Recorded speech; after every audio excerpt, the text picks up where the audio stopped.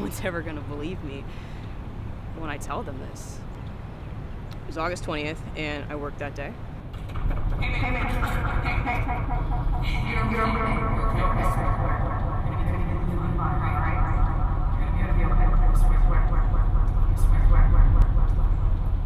After I left work, I kind of just wanted to kill time.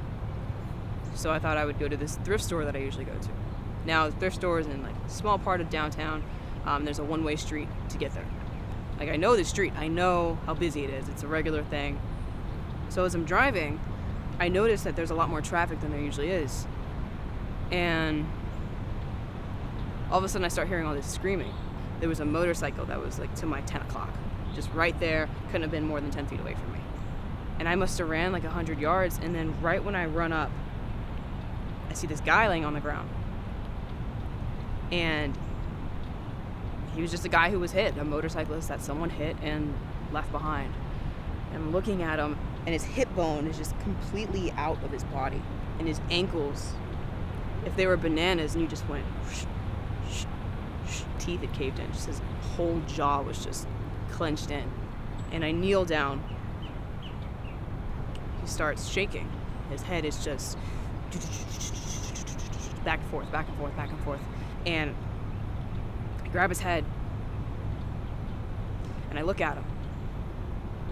And I just keep telling him that he's okay. And the entire time, all I've done is just look at this guy and tell him that he's okay. It was one of those things where I said it because if he died, I wanted the last thing that he heard to be good. So once I hold his head, all the EMTs and the police just roll up. And they start kind of switching places with us. I remember looking straight ahead, and I see this one girl. She's one of the EMTs, and I remember looking at her, and I told myself to remember her. And I didn't know why. It was just kind of like the subconscious thing. I was like, remember her. Like, you have to remember her for some reason. So I would go to work the next day. And then the same thing, I go to a thrift store. Like, it's just to kill time. And then I look up, and I look over, and I see this girl. And as I'm walking, she's walking in the same direction as me, and we pass by each other. And right as we pass, I turn around, and I see her shirt. And the back of her shirt says EMT on it. And I walk up to her, and I go, hey. She looks at me like, who are you?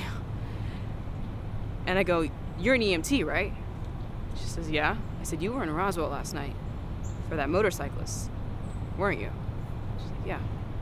And I go, what happened? And she's like, yeah, he passed away the second he got to the hospital. He wasn't stable enough anymore. And it sticks with you to physically be there when someone just leaves. And I think that's really what like hits people, because we're all so under the impression that this is who we are. And I'll never forget him. And I learned his name was Jeremy. And every time I see that street, I think of Jeremy. And I see that street a lot. So every time I cross over, I don't know why, every time I cross over that spot where we met, I guess. I always do one of those things that people do when they pass by like a red light and they make it. I always go right on the roof. I don't know why. But I guess it's just like my way of showing him that someone besides his family remembers him.